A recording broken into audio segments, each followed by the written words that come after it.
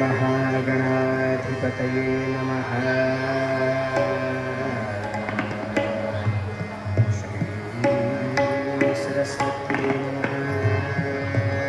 श्री गुरुभ्यो नमः। श्री कुलदेवताय नमः। वक्रतुंड महाकाय कोटिसूर्यसमप्रभ निर्विघ्नं कुरु मे देव सर्वकार्येषु सर्वदा। नमस्ते शारदे देवी सरस्वती मतिप्रदे वसत्वं मम शुभाग्रे सर्वविद्याप्रदात्रे। गुरुर्ब्रह्मा गुरुर्विष्णुः गुरुर्देवो महेश्वरः गुरुस्साक्षात् परब्रह्म तस्मै श्रीगुरवे नमः। मूकं करोति वाचालं पङ्गुं लङ्घयते गिरिं यत्कृपातमहं वन्दे परमानन्दमाधवम्। शरणागतदीनार्तपरित्राणपरायणं सर्वस्यात्महं नमोस्तुते।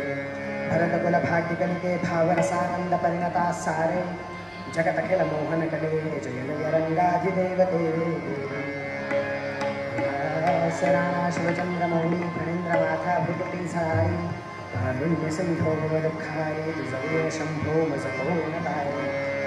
शुभं मारुततुल्यवेगं जितेन्द्रियं बुद्धिमतां वरिष्ठं वातात्मजं वानरहीमुख्यं श्रीरामदूतं शरणं प्रपद्ये। आपदामपहरतारं दातारं सर्वसम्पदां लोकाभिरामं श्रीरामं भूयो भूयो नमाम्यहं। वचन ऐका कमलापते माझी रंकाची विनंती करजोडतो कथेता आपण सारे जवळ।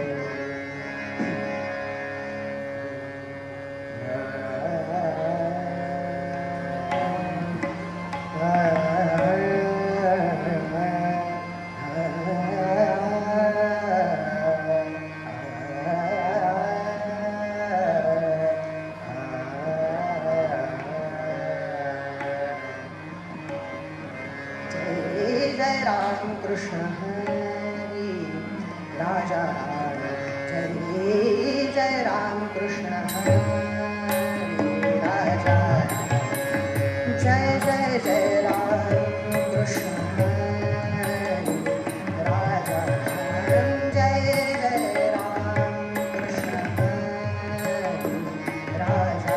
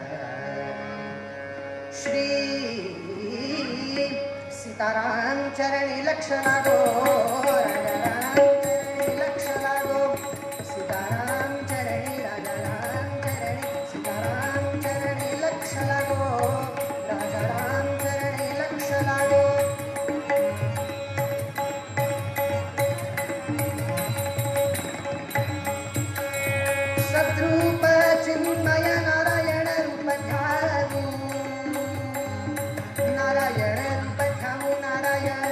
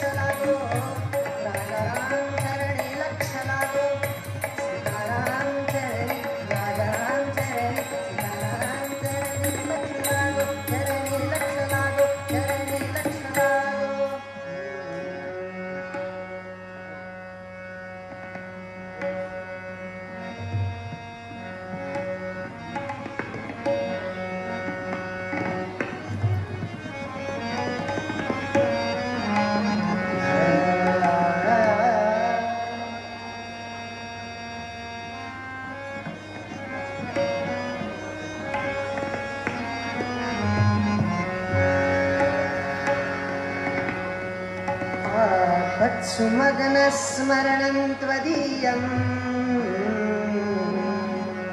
आपत्सुमग्नस्मरणं त्वदीयं करोमि दुर्गे करुणार्णवेशि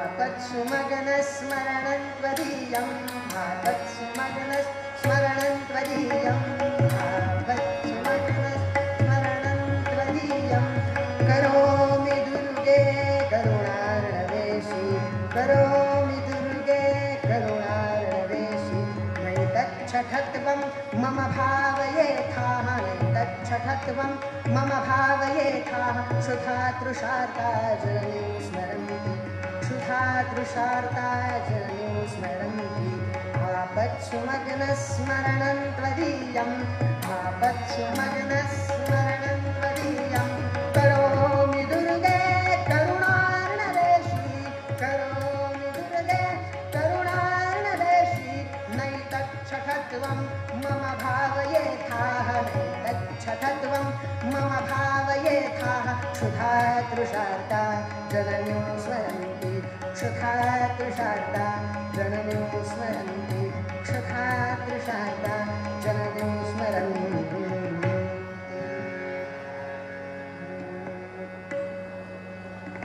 सर्वांनी माझ्याबरोबर मिळून एक श्लोक म्हणूया. या कुंदेंदु तुषारहार धवला या शुभ्रवस्त्रावृता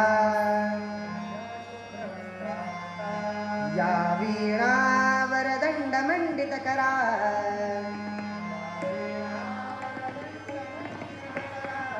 या श्वेतपद्मासना या ब्रह्माच्युतशङ्करप्रभृतिभिर्देवैः सदा वन्दिता सा मां पातु सरस्वती भगवती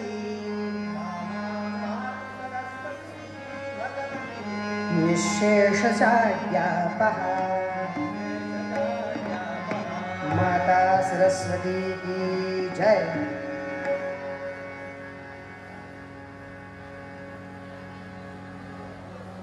ज्या उत्सवानिमित्त हा कार्यक्रम चालू आहे, अर्थात ती विद्येची देवता जगदंबा शारदा माता हिच्या चरणी अनन्य भावाने शतशः लीन होतो. दोनही उत्तम साथीदारांना नमस्कार करतो. इथे आपण श्रोतृवर्गामध्ये बसलेली माझी गुरुजन मंडळी, वरिष्ठ मंडळी आणि सर्वांच्या हृदयस्थ परमात्म्याला नमन करतो आणि गुरुजींच्या आशीर्वादाने विहित वेळेमध्ये प्रतिपाद्य विषय सादर करण्याचा एक छोटासा प्रयत्न करतो. सांप्रत चालू असलेले हे सध्याचे दिवस म्हणजे आपण सगळेजण ओळखतो नवरात्रीचे दिवस. 10 दिवस नवरात्री आणि या 9 रात्रींच्या मध्ये दुर्गा असेल, जगदंबा असेल, महालक्ष्मी असेल, भवानी असेल, अशा प्रकारच्या स्त्री शक्तीची आराधना आणि त्या आराधनेच्या योगाने तिची उपासना असा कार्यक्रम किंवा असा विधी आपला चालू असतो. मुळात जास्त वेळ न दवडता म्हणजे प्रस्तावना जास्त न करता थेट विषयाकडे वळतो. आपल्या पूर्वजांनी अर्थात ऋषीमुनींनी एक अशी मुहूर्तमेढ तुम्हाला आम्हाला बांधून दिली आहे बघा. सगळ्यात पहिल्यांदा तुमच्या आमच्या मराठी वर्षाप्रमाणे जाऊया. मराठी वर्षाची सुरुवात होते चैत्र महिन्यात, तो गुढीपाडवा. तदनंतर एक एक सण करता करता ज्याला जास्त महत्त्व या 12 महिन्यांमध्ये दिलं जातं त्याला चातुर्मास असं म्हणतात. चातुर्मास म्हणजे आषाढी कार्तिकी, आषाढी एकादशी ते कार्तिकी एकादशीपर्यंतच्या 4 महिन्यांचा जो काळ असतो, तेवढे दिवस असतात 4 महिन्यांचे, त्यांना चातुर्मास असं म्हटलं जातं. आणि या 4 महिन्यांमध्ये विशेष करून विविध प्रकारची व्रत, वैकल्य, उपास, तापास आपल्याकडनं करावे असा दंडक असतो असं आपल्याला सांगितलेलं आहे. आता याच्या मागचं कारण काय? थोडंसं जागेचा विचार करून बोलायचं म्हटलं तर आपण विज्ञानाच्या दृष्टीने बोलूया. हे 4 महिने पावसाचे असतात.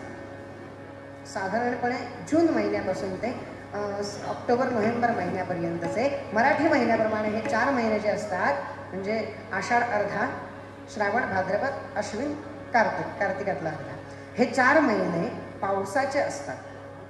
आणि आयुर्वेदाचा जर समजा विचार केला, आयुर्विज्ञानाचा जर समजा विचार केला, तर या 4 महिन्यांमध्ये म्हणजेच पावसाच्या 4 महिन्यांमध्ये तुमची आमची पचनशक्ती मंदावलेली असते.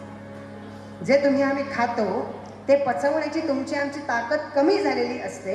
म्हणून या 4 महिन्यात जास्तीत जास्त तुम्ही आम्हाला उपास करायला सांगितले, जेणेकरून आपण जे खातो त्याचा भार पोटावर येणार नाहीत आणि आपल्या तब्येती बिघडणार नाहीत. पहिली गोष्ट झाली. दुसरी गोष्ट जी आपल्या आजच्या विषयाला महत्त्वाची आहे ती गोष्ट म्हणजे या 4 महिन्यातच बघा जास्तीत जास्त व्रत असतील, उपास असतील किंवा विविध प्रकारच्या पूजा असतील त्या सांगितलेल्या आहेत. सगळ्यात पहिल्यांदा श्रावण महिन्यात नागपंचमीची पूजा येते बघा. भाद्रपदात गणपती येतो आपल्याकडे, सगळ्यात मोठा उत्सव. आता थोड्या दिवसांनी दिवाळी येईल आणि सांप्रत चालू असलेला हा नवरात्राचा उत्सव. या सगळ्या उत्सवांमध्ये जर समजा बारकाईने निरीक्षण केलं तर आपल्या असं लक्षात येईल की श्रावण महिन्यापासून म्हणजे जेव्हापासून या व्रतांना उत्सवांना सुरुवात झाली तेव्हापासून ते शेवटपर्यंत या प्रत्येक व्रतामध्ये स्त्रियांचा भाग जास्त आहे. उपास स्त्रियांचे जास्त आहे, महिलांचे जास्त आहे. काही व्रत करायची असतात ती स्त्रियांनी जास्त करायची असतात. त्याच्या मागचं कारण असं, ते सुद्धा वैज्ञानिक आहे बरं. त्याच्या मागचं कारण काय, हे उपास किंवा व्रत वैकल्य करण्यासाठी जसं आपण पूजा करताना गंध लागतं, फुलं लागतात, तुलसीपत्र लागतं, बेलाचं पान लागतं, त्याप्रमाणे पत्री नावाचा एक प्रकार असतो. नागपंचमीची पूजा करतात किंवा हरितालिकेचं व्रत करतात त्यांना माहिती आहे. पत्री नावाचा एक प्रकार असतो जो देवाला आपण अर्पण करतो, फुलं किंवा त्यांच्या बदली किंवा त्यांच्या नंतर. हे पत्री म्हणजे काय असतं, आघाड्याची पानं, जास्वंदीची पानं किंवा चाफ्याची पानं, अडुळसेची पानं, अशा विविध प्रकारच्या वनस्पतींची पानं असतात आणि ती आपण अर्पण करायची असतात. ही झाली धार्मिक भावना. देवाला आपण काहीतरी दिलं पाहिजे कारण तो आपल्याला काहीतरी देतो अशी तुमची आमची भावना आहे. आणि या भावनेला अढळ ठेवण्यासाठीची झालेली ही धार्मिक भावना की तो आपल्याला देतो म्हणून आपण बदल्यात त्याला काहीतरी दिलं पाहिजे. वास्तविक तो आपल्याला, आता अर्थात त्याला भगवंत म्हणा किंवा निसर्ग म्हणा, तो आपल्याला देतो, त्याच्या बदल्यात त्याला देण्यासारखं आपल्याकडे काहीच नाही. पण तरी सुद्धा कुठंतरी अंशतः त्याच्या ऋणातून उतराई होण्यासाठी आपण काही ना काहीतरी आपल्या चांगल्या भावनेने देतो. ही झाली तुमची आमची धार्मिक किंवा भावनिक भावना म्हणूया आपण त्याला. ही भावनिकता झाली तुमची आमची. आणि त्याच्या मागचं खरं कारण असं आहे, ही जी विविध प्रकारची पत्री असते ना, वनस्पती असते, ही औषधी वनस्पती असते. बघा, पत्री म्हणून ज्या ज्या पानांचा उल्लेख केला जातो ते प्रत्येक पान कोणत्या ना कोणत्या कारणावर औषध म्हणूनच आहे. अडुळसा असेल, हरडा असेल किंवा आणि आघाडा असेल, जास्वंदीचं पान सुद्धा औषध म्हणून आहे.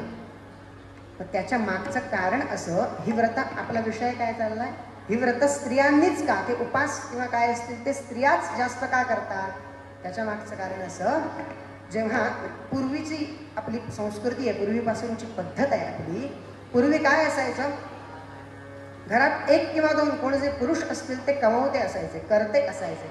त्यामुळं पैसे मिळवण्यामुळे किंवा पैसे मिळवण्याच्या साधनाचा वापर करायचा होता म्हणून त्यांना घरापासून दूर राहावं लागायचं, घरापासून लांब राहावं लागायचं, बाकीच्या शहरात बाहेर कुठेतरी जाऊन राहावं लागायचं. मग अशा वेळेला घरातल्या लहान मुलांची आणि वृद्ध व्यक्तींची जबाबदारी घरातल्या कर्त्या स्त्रीवर असायची. एक कोणतरी जो मनुष्य, जो पुरुष बाहेर आहे त्याच्या पत्नीवर घरातल्यांची सगळ्यांची जबाबदारी असायची. मग ते 5 वर्षाच्या लहान मुलाला सांभाळायचं असो किंवा 90 वर्षाच्या आजोबांना, त्यांना सांभाळायची जबाबदारी घरातल्या एका कर्त्या स्त्रीवर असायची. आणि अशी व्रत वैकल्य करून करून आता आघाडा कुठे मिळतो हे स्त्रीला माहिती होतं, अडुळसा कुठे मिळतो हे स्त्रीला माहिती होतं. तुम्ही म्हणाले माहीत असून काय उपयोग, त्याचा उपयोग असा, हा घरातला कर्ता पुरुष बाहेर असताना किंवा घरात असताना सुद्धा म्हणूया, जर समजा घरात अचानक वृद्ध मंडळींना किंवा अगदी कोणालाही एखादा आजार उद्भवला, त्या क्षणी काहीतरी व्हायला लागलं आणि त्यावेळी आत्तासारखी सुसज्ज वैद्यकीय यंत्रणा नव्हती, मेडिकल सायन्स तितकं डेव्हलप झालं नव्हतं, त्यामुळं त्यावेळी वैद्य आणि हकीम असायचे. त्यांची औषधं काय? कसला तरी पाला तो उगाळून द्यायचा, चूर्ण करून द्यायचं, किंवा काहीतरी कसला तरी रस द्यायचा. मग असं जेव्हा ते वैद्य किंवा हकीम यायचे आणि बाबा यांना असा असा आजार झालेला आहे, याच्यावर आत्ता मला कसली जास्वंदीची पानं लागतील, त्याचा काढा करून त्यांना द्यावा लागेल, मग ते बरे होतील. असं जेव्हा ते वैद्य किंवा हकीम सांगायचे, तेव्हा ही घरातली जी करती स्त्री असायची तिला माहीत होतं जास्वंदीचं झाड आपल्या आवारात कुठे आहे, अरुळसा आपल्या आवारात कुठे आहे हे तिला माहिती होतं. आणि त्यावेळी त्या क्षणी वैद्यांनी किंवा हकीमांनी मागितल्यानंतर जास्त वेळ न दवडता ती जाऊन त्या ठिकाणी तो वनस्पती, त्या तिचं मूळ काय असेल ते आणून काढून यांना द्यायची. पर्यायानं लवकरात लवकर औषध तयार होऊन तो माणूस बरा व्हायचा. स्त्रियांचाच याच्यात सहभाग जास्तीत जास्त एवढ्यासाठी आहे की अशा वेळेला ही स्त्री ती पत्री काढून आणायची म्हटल्यानंतर पर्यायानं तिला माहीत असायचं कुठे काय आहे ते, आणि त्यावेळेला तिथून ती वनस्पती घेऊन येऊन त्या वैद्यांकडे हकीमांकडे देऊन पुराण काळात म्हणण्यापेक्षा इतिहासात गेल्या वर्षांमध्ये जेव्हा वैद्यकीय यंत्रणा एवढी सुसज्ज नव्हती त्या काळामध्ये स्त्रियांनी अशा वनस्पती आणून बऱ्याच जणांचे प्राण मृत्यूच्या काळाच्या दरवाजातून मागे आणलेले आहेत, बऱ्याच जणांना बरं केलेलं आहे. म्हणून ही व्रत वैकल्य जे काय असतील ना, ती स्त्रियांकडे त्याचा भार जास्त आमच्या संस्कृतीने ठेवला. कारण पूर्वीपासून आपली एक अशी भावना चालत आलेली होती, कमवता म्हटल्यानंतर तो पुरुषच आणि स्त्री घरात घर सांभाळायचं. पण घर सांभाळायचं म्हणजे फक्त चूल आणि मूल एवढंच का? नव्हे. स्त्री ही पूर्वीच्या काळी घराचा पाया असायची. कोणत्याही व्यक्तीला कोणत्याही प्रकारच्या कशाची आवश्यकता पडली तर ती स्त्री त्याला ती गोष्ट पुरवायची आणि त्याच्यासाठी तिचा स्वतःचा तेवढा अभ्यास असायचा. आपलं सध्याचं एक विधान आपण करतो ना, स्त्रिया आता पुरुषांच्या बरोबरीनं यायला लागल्या. आपण म्हणतो की नाही, त्या सध्याच्या शतकामध्ये स्त्रिया पुरुषांच्या बरोबरीनं यायला लागल्या. पण मी असं म्हणेन, पुरुषांच्या बरोबरीनं पुरुषांच्या बरोबरीनं येण्यासाठी आमच्या भारतीय संस्कृतीतल्या स्त्रिया पुरुषांपेक्षा खाली होत्याच कधी? आपली संस्कृती इतकी मोठी आहे, इतकी महान आहे की त्या संस्कृतीनं स्त्रियांना कधी पुरुषांपेक्षा खालचा दर्जा दिलाच नाही. जो घराचा पाया असतो, पैसे कमावणं दूरची गोष्ट राहिली, जिच्यामुळे घरातल्यांचे जीव वाचू शकतात. आता पैसा महत्वाचा का जीव महत्वाचा? नेहमी जीव महत्वाचा. सरसलामत तो पगडी पचास. जर जीव असेल तर पैसा कमवता येतो. म्हणजे पैसे कमवणाऱ्या पुरुषांपेक्षा आमच्या संस्कृतीनं नेहमीच, आमच्या परंपरेनं नेहमीच स्त्रीला हे मोठं स्थान दिलेलंच आहे. आणि आपलं आता कसं होतंय माहिती आहे, आम्ही स्त्रिया पुरुषांच्या खांद्याला खांद्या लावायला येत आहेत असं म्हणतोय. याचा अर्थ आपण स्त्रियांचा दर्जा थोडासा कमी करतोय की काय असं वाटतं. आमच्या संस्कृतीने स्त्रियांचा दर्जा कुठेच कमी केला नाही. स्त्री ही नेहमी पूजनीयच आहे, नेहमी वंदनीयच आहे. आणि त्याचं उदाहरण तुमच्या आमच्या सर्वांच्या पुढ्यात आहे. आजचा कार्यक्रम म्हणजे शारदोत्सव. शारदा माता ही सुद्धा एक स्त्रीच आहे की नाही? मग ती जरी स्त्री असली तरी सुद्धा तिचं स्थान काय आहे? विद्येची देवता तिला म्हटलं जातं. नमस्ते शारदे देवी सरस्वती मतिप्रदे वसत्वम मम जिव्हाग्रे सर्व विद्या प्रदाभिले. माझ्या जिव्हेवर तू वास कर म्हणजे मी सगळ्या विद्यांमध्ये प्रवीण होईल. असं जिच्याकडे मागणं किंवा जिचं ध्यान किंवा जिची स्तुती केली जाते अशी असलेली ती सरस्वती किंवा ती स्त्री शक्ती, त्या स्त्री शक्तीच्या आदराप्रित्यर्थ हे 9-10 दिवस आपण घालवायचे असतात. पण पुढचं एक सांगतो, स्त्री शक्तीच्या आदराप्रित्यर्थ फक्त हे 10 दिवस घालवायचे नसतात. तर आमच्या संस्कृतीनं सांगितलं, मी आत्ताच म्हटलं, स्त्री ही मुळात मोठीच आहे. पण तरीसुद्धा एखादी गोष्ट साजरे करण्याचे काही विशिष्ट दिवस सांगितलेले असतात आणि ते स्त्री शक्तीच्या महत्त्वाचे दिवस म्हणजे मोठेपणाचे दिवस साजरे करण्याचे हे 10 दिवस आहेत. मग फक्त हे 10च दिवस स्त्री शक्तीचा उदो करायचा का? 10 दिवस फक्त नारी शक्तीचे नारे लावायचे? मुळीच नाही. मुळात स्त्री हा पदार्थ असा आहे जो पुरुषांपेक्षा नेहमी श्रेष्ठ आहे. जिला आमच्या इतिहासानं खूप मोठं केलंय. म्हणजे आता आपण चरित्र सुद्धा एका स्त्रीचंच बघणार आहोत याच्यासाठी उदाहरण म्हणून. ती स्त्री मगाशी म्हटल्याप्रमाणे घराचा पाया देखील आहे. म्हणजे आपण म्हणतो ना, स्त्री ही गरीब गायीप्रमाणे असते. पण हीच गरीब गाय जर समजा एखाद्या वेळेस तिच्या वासराच्या अंगावर एखादा सिंह किंवा वाघ धावून आला तर आपल्या शिंगांनी त्या सिंहाचा सामना करण्याची सुद्धा ताकद या स्त्रीमध्येच असते. स्त्री जशी घराचा पाया किंवा घराचं घरपण आहे तशी ती संहारक सुद्धा आहे. त्याचे दाखले आपल्याला दिलेले आहेत. कृत्येतु रेणुका कृत्या, त्रेतायाम जानकी स्मृता, द्वापारे द्रौपदी कृत्या, पुढचं म्हणत नाही, कलौ कृत्या गृहिणी. सांगितलं का स्त्री ही कृत्या सुद्धा ठरू शकते. स्त्रीने जर समजा ठरवलं, नारी शक्तीने जर समजा एकत्र येऊन ठरवलं की एखाद्या विशिष्ट समाजाचा संहार करायचा तर स्त्रीमध्ये ती ताकद आहे. पुराणात आपल्याला बरेच दाखले मिळतील. पुराणात कशाला अलीकडचे दाखले मानले आपण. अहिल्याबाई होळकर स्वराज्य स्थापन ज्यांनी केलं ते म्हणजे सिंहासनाधीश्वर व ब्राह्मण प्रतिपालक छत्रपती शिवाजी महाराजांच्या माता जिजाऊ यांनी हाती खडक धारण केलं आणि त्या खडगाच्या योगानं समोरच्या शत्रूला आपली भीती निर्माण केली. ही शक्ती म्हणजे स्त्री शक्ती आहे, जी नेहमीच पुरुषांपेक्षा श्रेष्ठ आहे. पण जर समजा ही स्त्री शक्ती हिने निश्चय केला आणि ती खवळली आणि ती पेटली तर त्याचा परिणाम काय होऊ शकतो. मी आत्ता म्हटल्याप्रमाणे एखादा संपूर्ण समाज नष्ट होऊ शकतो. कसा नष्ट होऊ शकतो आपण आपल्या चरित्र भागामध्ये बघूया. चरित्र आहे मोठ्या इतिहासातील एका नायिकेचं. मूळ पद्यकार वर्णन करतात. चरित्र भागाकडे बघूया.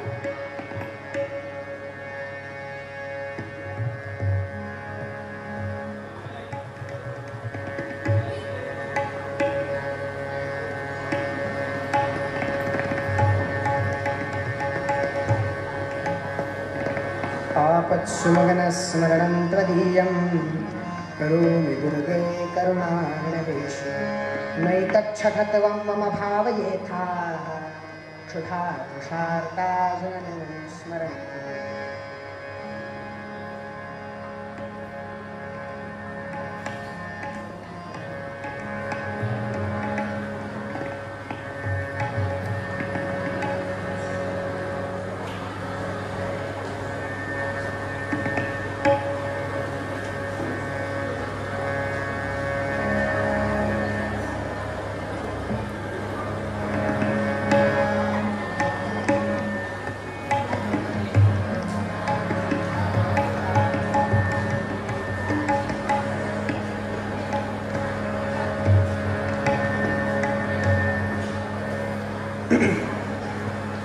आपत्सुमग्न स्मरणं त्वदीयं करोमि दुर्गे करुणार्णवेशे नैतच्छठत्वं मम भावयेथाः क्षुधा तृषार्ता जननीं स्मरन्ति.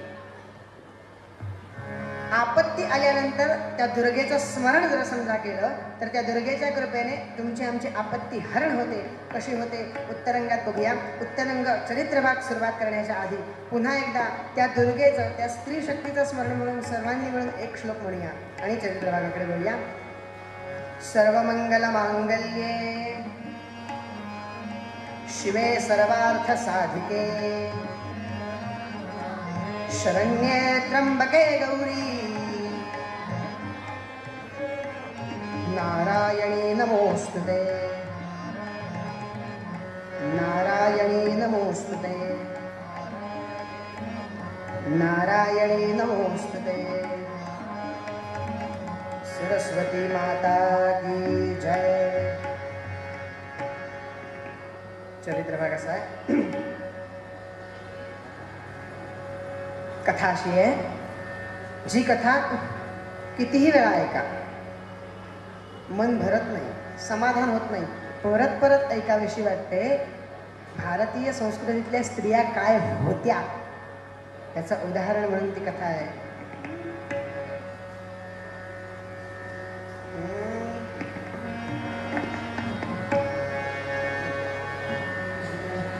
श्रोते ऐका कथा सांगतो आज तुम्हाला जशी हवी.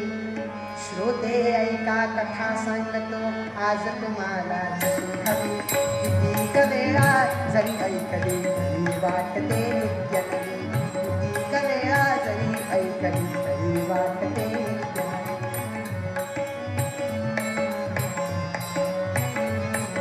श्रोते कथा सांगतो आज तुम्हाला जशी हवी, किती वेळा जरी ऐकली तरी वाटते नित्य हवी. झुंजायाची गोष्ट असेही नसे मौजवा मस्तीची,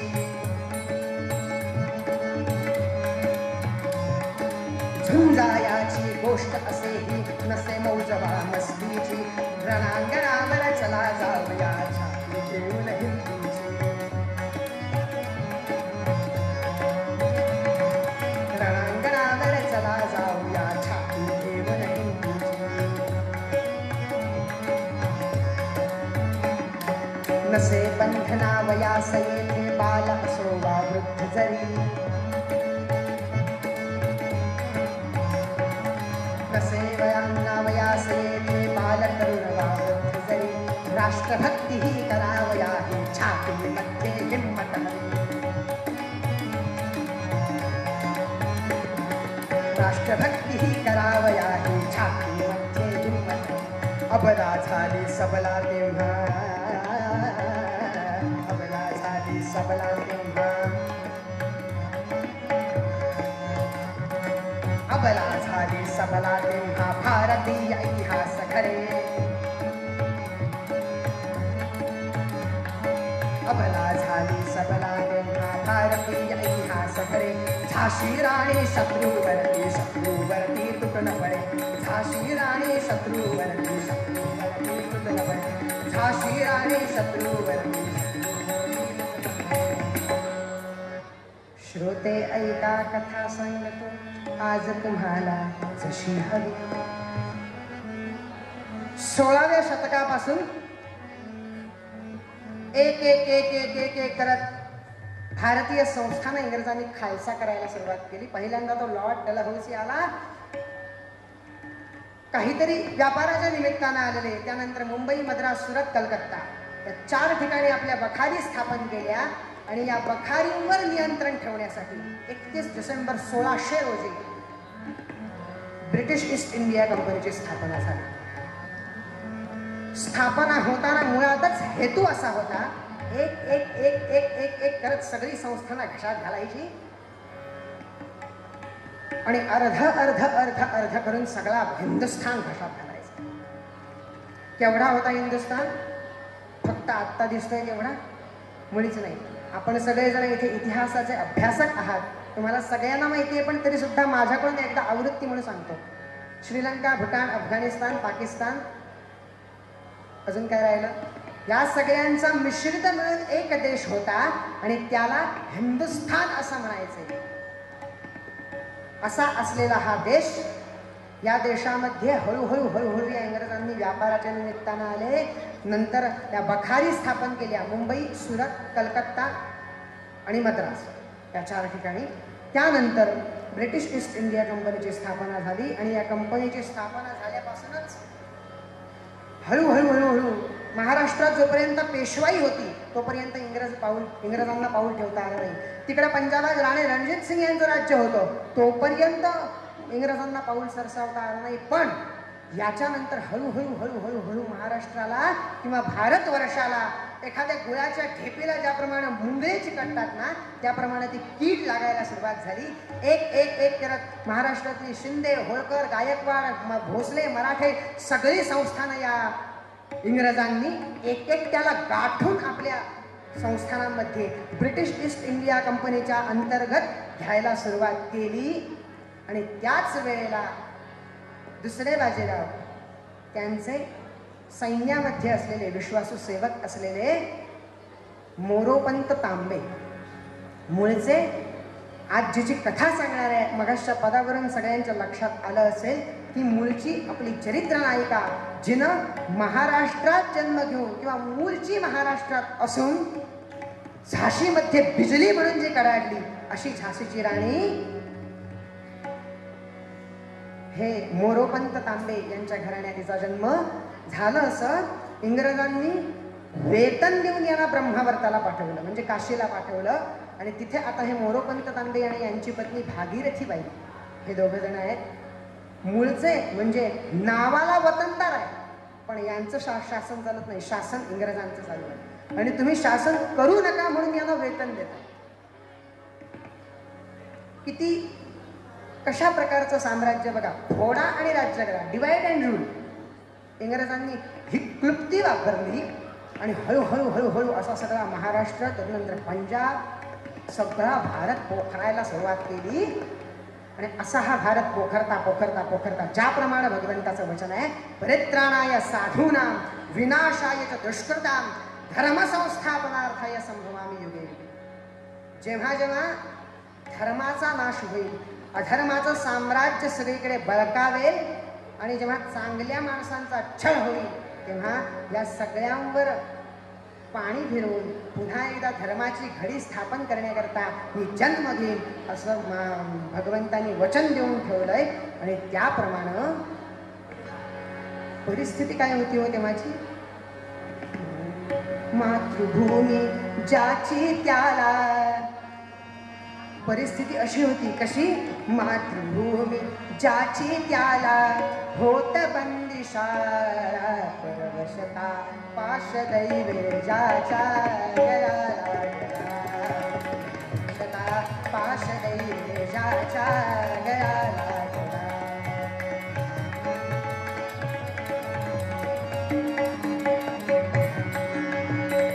असून खास मालक घरचा, असून खास मालक घरचा, असून खास मालक घरचा, चोर म्हणती त्याला, बरबसला पाश दैवे ज्याच्या गळाला, शता पाश दैवे ज्याच्या गळाला, ज्याच्या गळाला.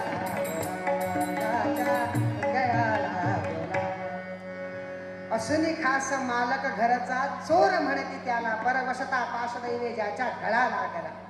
स्वतःच्याच घरात चोराप्रमाणे राहण्याची परिस्थिती आली. म्हणजे घर माझं पण सत्ता इंग्रजांची, अशी परिस्थिती आली. या इंग्रजांनी या पेशव्यांना सुद्धा ब्रह्मावर्ताला पाठवून दिलं. आणि तदनंतर खरोखर भगवंताची कृपा आणि भगवंताची इच्छा त्याप्रमाणे या दोघांच्या पोटी या कन्या रत्नानं जन्म घेतला. मणिकर्णिका घाटावर हिचा जन्म झालाय म्हणून नाव सुद्धा मणिकर्णिका ठेवलं. लाडानं मनू किंवा छबी म्हणायचं. श्रोतेहो, जेव्हा एखादी कन्या, एखादी मुलगी जन्माला येते ना, तेव्हा ती आपल्या आई वडिलांचंच नव्हे, त्या संपूर्ण समाजाचं कल्याण आणि उद्धार करण्यासाठीच जन्म घेते. आणि हे वाक्य, हे विधान या मनूनं खरं करून दाखवलं हो. लहानाची हळूहळू हळूहळू मोठी होती आहे. हिला झोपवताना पाळणा काय म्हणावं आईनं? जो जो जो जो रे कुलभूषण. छत्रपतींच्या आईचा पाळणा आहे का? जिजाऊंचा पाळणा आहे का? ह्या भागीरथीबाईंचा पाळणा आहे का? झोप म्हणून नाही सांगितलं. उठ आता, हाती शस्त्र घे, तलवार घे, त्या दुर्गेप्रमाणे, त्या महिषासुर मर्दिनीप्रमाणे हातात त्रिशूल घे. आणि ही परवशतेची जी बेडी, या शृंखला या भारत मातेच्या पायांनी जखडून घेतली आहे ना, ती तुझ्या खडगाच्या जोराने तोड आणि या भारत मातेला मुक्त कर. असे पाळण्यात संस्कार केले आहेत भागीरथीबाईंनी. पाळणे सुद्धा असे म्हणावे, झोप नाही, आता उठ, सच्च हो, युद्धासाठीच. आणि असे पाळण्यात संस्कार केल्याचे परिणाम 3ऱ्या-4थ्या वर्षी हातात तलवार आली हो. नानासाहेब पेशवे वडील बंधूप्रमाणे मानलेले, त्यांच्याबरोबर तात्या टोप्यांकडे हे सगळेजण अस्त्रशस्त्रांचं शिक्षण घेत आहेत. पण आमच्या चरित्र नायिकेच्या जीवनात एक दुर्दैवाचा प्रसंग काळाने घाल असा घातला. वय वर्ष 4 आणि मातृछत्र हरपलं. आई निघून गेली. आणि आता ही 4 वर्षाची म्हणून आपल्या बाबाला कधीतरी विचारते, का हो बाबा, माझी आई कुठे गेली हो? त्यावेळी मोरोपंतांनी आपले अश्रू आवरत सांगावं, बाळा, तुझी आई ना देवाघरी गेली ना. म्हणून परत विचारावं, बाबा, देवाचं घर कुठे असतं? मोरोपंतांनी समोर आभाळाकडे बोट दाखवावं, ते दिसतंय ना, ते आकाश, ते म्हणजे देवाचं घर. म्हणून पुन्हा छबीनं पुन्हा विचारावं, बाबा, आपण जाऊया आईकडे. मोरोपंत म्हणावे, बाळा, एवढ्यात नाही, आपण असं एवढ्यात आईकडे आपल्याला नाही जाता येणार बाळा, त्याला वेळ आहे. असे काही ना काहीतरी कारण सांगून आईचा प्रसंग हिच्या जीवनातून बाजूला करतायत. आणि आई आणि वडील या दोघांचेही संस्कार, या दोघांचीही माया, या दोघांची आपुलकी आणि दोघांचेही प्रेम हे मोरोपंत करतायत हिच्यावर. परिणाम असा झाला, 4थ्या वर्षापासून हातात तलवार आली. तात्या टोप्यांकडे शिक्षण घ्यायला सुरुवात केलं. कसलं कुठच्या प्रकारचं शिक्षण घ्यायला सुरुवात केलं. जमगुनी मांड घोड्याला भरधाव कसा फेकावा, जमगुनी मांड घोड्याला भरधाव कसा फेकावा, जाताना निज खडगाने विभुकंठ कसा छेदावा, नाचवीत भाला हाती शत्रूस कसा ठेचावा. हे शिक्षण नव तरुणांचे, देशभक्त या पदवीचे, नाभी LLBचे, उपयोग काय पण आता एक काळ ऐसा होता, उपयोग काय पण आता एक काळ ऐसा होता, उपयोग काय पण आता एक काळ ऐसा होता. कसलं शिक्षण? जमगुनी मांड घोड्याला भरधाव कसा फेकावा. घोड्यावर मान कशी ठोकावी आणि ती मान ठोकल्यानंतर भरभर वायू वेगाला तो घोडा कसा चलित करावा, जाताना निज खडगाने रिपुकंठ कसा छेदावा. घोड्यावरून जाताना आपल्या तलवारीने शत्रूचा गळा कसा धडा वेगळा करावा. नाचवीत भाला हाती शत्रूस कसा ठेचावा. धावता घोड्यावरून जाताना आपल्या भाल्याच्या नेमानं अचूक शत्रूच्या गळ्याचा कसा नेम घ्यावा, या प्रकारची शिक्षण दिली गेली. आणि त्याचा परिणाम 7, 8, 10 वर्षाची ही मनू आता युद्ध कौशल्यात, अस्त्रशस्त्र कौशल्यात प्रवीण झाली. आणि ही प्रवीण होता होता लहान 8-10 वर्षाची घोडेस्वारी शिकत होती. घोडेस्वारी शिकता मोठे बंधू त्यांना मोठे घोडे होते. हे लहान म्हणून हिला छोटंसं ते घोडं त्याचं नावावर दिलेलं, पण समाधान नाही झालं. शिकवणी संपली, जेवणाची सुट्टी झाली मध्ये. तसे सगळ्यांना सांगितलं, नाना तुम्ही जा जेवायला, मी मोठ्या घोड्यावर बसणार आहे असं सांगितलं. आणि तो रामजी काका म्हणजे त्या घोड्याचा पागा, त्याचा राखण करणारा, त्याच्याकडे गेली आणि त्याला सांगते, रामजी काका मला मोठा घोडा देतोस काय रे? तर रामजी काका म्हणाला, म्हणून तुझं वय काय? ते जनावर खूप उद्धट असतं, उधळलं ना ऐकायचं नाही तुला. ती म्हणते, काका एकदा देऊन तर बघ. रामजी काका म्हणतो, काय करशील घोडा घेऊन? काय करेन?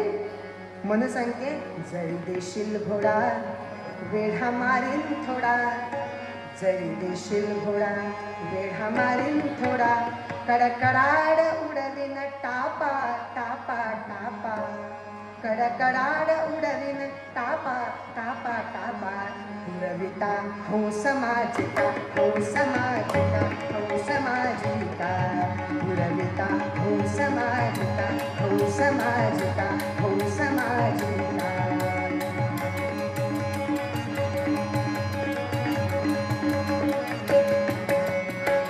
रामजी काका म्हणतोय, अगं नुसता घोडा उडवून काय करशील, कुठे जाशील? ती म्हणते, कुठे जाईन? ऐक, ते दूर दिसती डोंगर आभाळ तयांच्यावर, देवाचे तेथे घर.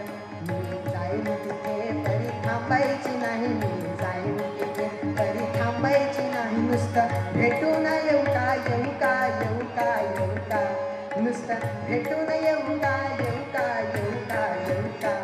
उरविता हंस माझिका हंस माझिका हंस माझिका, उरविता हंस माझिका हंस माझिका हंस माझिका. जरी देशील घोडा दिलास ना, तबडक तबडक तबडक तबडक करार उडवत टापा जाईल. तो दूर डोंगर दिसतोय ना, तिथपर्यंत जाईल. त्याच्यावर आभाळ आहे, त्या आभाळात जाईल आणि काय करीन?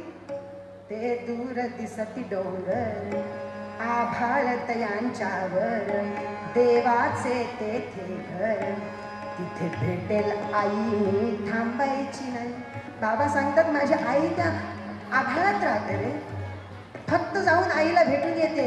नुसतं भेटून येऊ का येऊ का येऊ का येऊ का, फक्त जाऊन भेटून येते, जास्त वेळ थांबणार नाही. देशील का रे रामजी काका?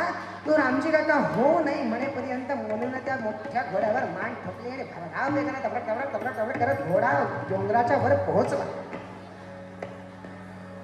असं एक एक लहानपणापासून पराक्रम. वय वर्ष 10. जरा पटपट पुढे जातो. या चरित्र नायिकेचं चरित्र जर समजा सांगायचं झालं, सगळं चरित्र जन्मापासून शेवटापर्यंत 2 महिने चरित्र संपणार नाही, एवढं मोठं चरित्र आहे. आपल्याला ते खूप कमीत कमी वेळात बसवायचं, त्याच्यामुळे मोजके प्रसंग फक्त सांगतो आणि पुढे जातो. वैवर्ष 10 आणि आज काशीत विजयादशमीचा उत्सव सुरू. मोठमोठ्या हत्तींवरून मिरवणुका काढल्या जात आहेत. ही मनू या मोरोपंतांचा हात धरून या मिरवणुकीत सहभागी झालेली. आनंदाचं वातावरण, ढोल ताशे वाजतायत, पण तेवढ्या आवाज ऐकायला आला, कुठेतरी गडबड झाली, काहीतरी झालं म्हणून इकडे तिकडे सगळ्यांनी बघितलं.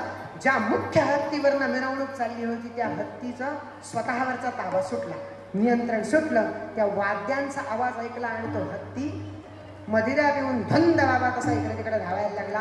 समोर येतोय त्याच्या मस्तकावर पाय द्यायला लागला. नुसता रस्त्यावरून जाताना रक्ताचा चिखल आणि प्रेतांच्या राशी पडायला लागल्या. हे सगळं या 10 वर्षाच्या मनूनं बघितलं आणि कधी मोरोपंतांचा हात सोडून धावत धावत धावत सरसर सरसर एखाद्या घोरपडीप्रमाणे झाडावर चढली आणि त्या झाडाच्या शेवटच्या टोकावरून या हत्तीच्या गंडस्थळावर उडी मारली. आणि 10 वर्षाच्या मनूनं, 10 वर्ष या या शब्दाखाली दुहेरी अधोरेखित करा. 10 वर्षाच्या मनूनं त्या हत्तीच्या गंडस्थळावर उडी मारली आणि गंडस्थळावर उडी मारून त्याच हत्तीच्या 2 कानांनी त्या हत्तीचे डोळे मिटून घेतले आणि पटकन एका हातानं त्या हत्तीच्या गंडस्थळावर जो काही प्रहार केला म्हणून सांगतो. 10 वर्षाच्या मुलीच्या प्रहारानं ते माहूत येऊन हत्तीला आवरतायत तोपर्यंत हा हत्ती शांत झाला. तो पराक्रम बघितला आणि त्याच गर्दीत असलेल्या एका दीक्षित नावाच्या गुरुजींनी हिच्या पायावरच्या खुणा बघितल्या. लोक हातावरच्या खुणा बघून भविष्य सांगतात. त्यांनी हिच्या पायावरच्या खुणा बघितल्या आणि धावत मोरोपंतांकडे गेले. आणि पूर्वीचा काळ आहे, साधारणपणे 10-12 वर्षाची मुलगी झाली का तिचा विवाह लग्न करून द्यायचं. त्याप्रमाणे तुमची मुलगी 10 वर्षाची झाली आहे, लग्न करायचं झालं तर मला सांगा, मी मुलगा सांगणार, त्याच्याशीच लग्न करा सांगितलं. दीक्षित गुरुजींचा मान होता म्हणून मोरोपंत ऐकत ठीक चालेल असं म्हटलं. आणि या दीक्षित गुरुजींनी स्थळ आणलं कुठचं, झाशीचे संस्थानिक नेवाळकर यांचं आडनाव, वयवर्ष 36, मनू 10 वर्षांची, यांचं वयवर्ष 36. दामोदरपंत नेवाळकर नाव त्यांचं वयवर्ष 36, हिचं वयवर्ष 10 आणि लग्नाला मनू तयार झाली. नाना पेशवे म्हणाले, अगं मनू, तुझ्यापेक्षा दुपटीपेक्षा वय त्यांचं जास्त आहे आणि लग्नाला कशी काय तयार झालीस? मनू म्हणते, दादा, महाराणी होण्याचं स्वप्न नाही, का तयार झाले खरं सांगू का? आपण इंग्रजांचे मांडलिक आहोत आणि ते झाशीचे संस्थानिक आहेत. आपल्यापेक्षा त्यांच्याकडे दारुगोळा, सैन्य, धनुष्यबाण, तलवारी, हत्ती, घोडे, पायदळ सगळ्यात जास्त आहे. मी जर समजा यांची महाराणी झाले तर उद्या ते सगळं सैन्य माझं होईल. त्या सगळ्या सैन्याचं नेतृत्व मला करता येईल आणि ते सगळं सैन्य संघटित करून आपण इंग्रजांविरुद्ध बंड पुकारू म्हणून लग्नाला तयार झाले. वयवर्ष 10, पण विचारशक्ती बघा, काय विचार केलाय मुलीनं. लग्नाला तयार झाली आणि आता ही काशीतली मनू झाशीत आली आणि या मनूची लक्ष्मीबाई झाली. लक्ष्मीबाई झाली आणि आता यांच्या प्रपंचाला सुरुवात झाली आहे.